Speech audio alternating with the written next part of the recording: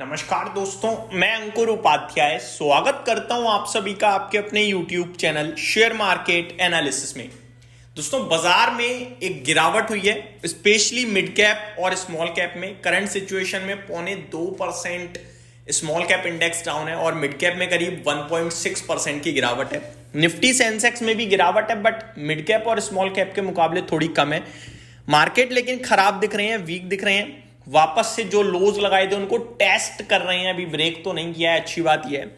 लेकिन कंडीशन ऐसी लग रही है कि ब्रेक करने के मूड में है। अब मैं कोई टिप्पणी नहीं करूंगा इस पे, मैं मार्केट की क्लोजिंग का वेट करना चाहूंगा। अभी 2 बजने वाले हैं, बजे नहीं है। लेट्स सी हम आखिरी के 1.5 घंटे में किस तरफ जाते हैं। इस बीच में काफी स्टॉक्स अपने दम पर टूट गए हैं आज, मतलब मार्केट की करेक्शन का उन पे इंपैक्ट नहीं है, वो अपने ही वजह से नीचे हैं। इस समय जो स्टॉक्स फाइनेंशियली वीक हो रहे हैं, financial in the mean earnings के हिसाब से, उनसे आपको थोड़ा अलर्ट रहना है। अब कंपनियां जो अच्छी हैं, नंबर्स खराब हैं, गिरेंगी, तो उन्हीं को खरीदने में मजा आता है। लेकिन ये सिचुएशन ऐसी है कि 1.5-2 महीने आपको वेट करना है उन स्टॉक्स में खरीदने के लिए, क्योंकि मार्केट भी अभी स्टेबिलिटी देने के मूड में लग नहीं रहा। एक हफ्ते हमें लगा कि शायद सब कुछ ठीक है, लेकिन इस बीच में कोई भी लेवल ऊपर में ब्रेक नहीं करा निफ्टी ने। अब आ जाता हूं मैं आपके साथ स्टॉक्स के बारे में बात करते हैं। सबसे पहले डिक्सन टेक, तो प्रीवियस वीडियो में मैंने कवर किया है कि अगले 1.5 महीने तक आप इसको खरीदने के बारे में मत सोचिए, एवरेजिंग के बारे में मत सोचिए। और अगर करना है तो हमें लॉन्ग टर्म इन्वेस्टर्स को 14,600 यानी कि यहां से मात्र आप कह सकते हो 800 पॉइंट्स नीचे आप फर्स्ट एक्यूमुलेशन कर सकते हैं। और 13,000 पे मेरा मानना है फुल फ्लेज खरीदारी हमें करनी चाहिए, इसके फाइनेंशियल्स और इसके वैल्यूएशंस को देखते हुए। यहां से जैसे ही आप ये 15% और करेक्ट होता है अगर 13,000 के पास, तो वो फुल फ्लेज अच्छा बन जाएगा मेरे हिसाब से। और कंपनी मेरे को बहुत पसंद है, तो लॉन्ग टर्म के लिए यहां पे बाइंग बनती है। ठीक है जी, जिनके पास है उन्हें बेचना नहीं है, ये भी मैंने आपसे क्लियरली कहा है। No doubt number quarter on quarter खराब है, लेकिन ईयर ऑन ईयर बेसिस पे बहुत स्ट्रांग भी दिख रहे हैं आपको, तो वो हमें नहीं भूलना चाहिए। और आगे ग्रोथ भी इस कंपनी में काफी है। ये हो गई आपके लिए डिक्सन में एक बार फिर से शॉर्ट रिकैप। अब आता हूं कुछ और स्टॉक्स पे। मोतीलाल ओसवाल दोस्तों 7.5% क्रैश हो गया है आज। ये स्टॉक ऊपर में 1060 का हाई लगाकर आया है, 1060 का। अब काफी लोगों का कॉन्फिडेंस हिल गया होगा, कह रहे होंगे भाई ये क्या हुआ, मोतीलाल ओसवाल ने तो पूरा गेम ही पलट दिया, खराब कंपनी है क्या। भाई साहब, ये स्टॉक है डिस्काउंट में, अब ट्रस्ट मी।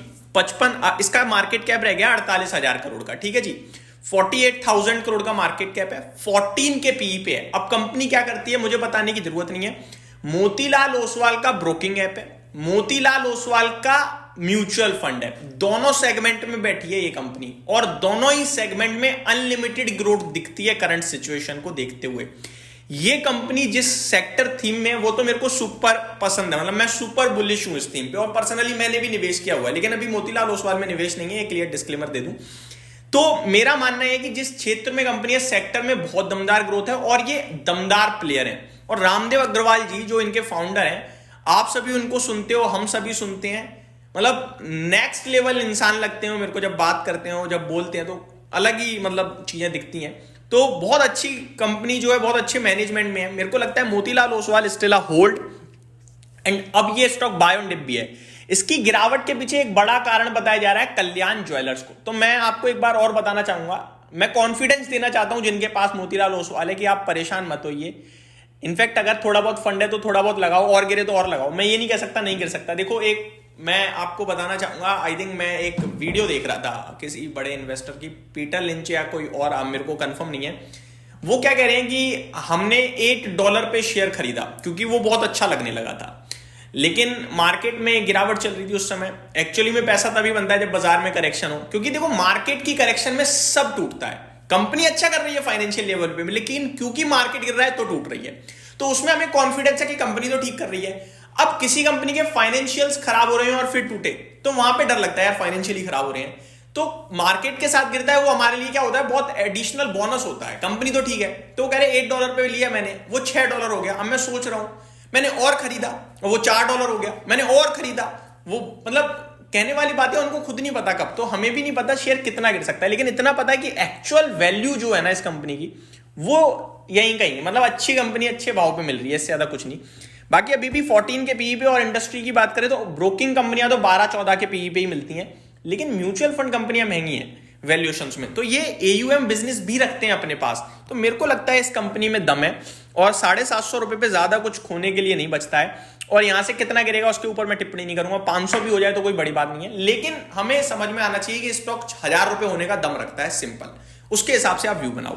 अब मोतीलाल ओसवाल को कल्याण ज्वेलर्स से क्यों कह रहे हैं लोग कि कल्याण ज्वेलर्स की गिरावट इस पे फर्क डालिए, क्योंकि इनका 6% समथिंग कल्याण ज्वेलर्स में है। जो म्यूचुअल फंड है ना इनका, मिड कैप है इनका मोतीलाल ओसवाल का, या एक ELSS है टैक्स सेवर फंड, वो इसमें निवेश करता है कल्याण ज्वेलर्स में। अब कल्याण ज्वेलर्स का शेयर गिर रहा है तो इनको इंपैक्ट हो रहा है, लेकिन ये भी तो सोचो 6% है, बाकी 94% तो और जगह लगा पड़ा है ना शेयर्स में, और बाकी शेयर्स भी गिरी रहे हैं इस समय तो मार्केट में। तो ये एक इशू है, बट कंपनी अच्छी है ये, ठीक है जी। अब आते हैं कल्याण ज्वेलर्स पे। दोस्तों ये पैनिक में चल रही है और इसमें ये भी दमदार कंपनी है, लेकिन वैल्यूएशंस का मेरे को बड़ा दुख होता है इसके। अब धीरे धीरे ठीक हो रही है, 80 के पीई पे करीब करीब ये स्टॉक आकर खड़ा हो गया है। और आज कुछ फ्रेश खबरें भी आई हैं जो मैं आपके साथ शाम को कवर करूंगा, तो अभी भी इसको वेट एंड वॉच ही करें, बस यही कहूंगा। अभी कोई फ्रेश एंट्री या एक्यूमुलेशन मत स्टार्ट कीजिए, ये मैं आपसे कहना चाहूंगा। जोमेटो में भी मैंने आपके साथ वीडियो शेयर करी है, एक बार रिपीट भी कर दूं कि बिल्कुल नहीं खरीदना, अभी वेट करना है, सिंपल।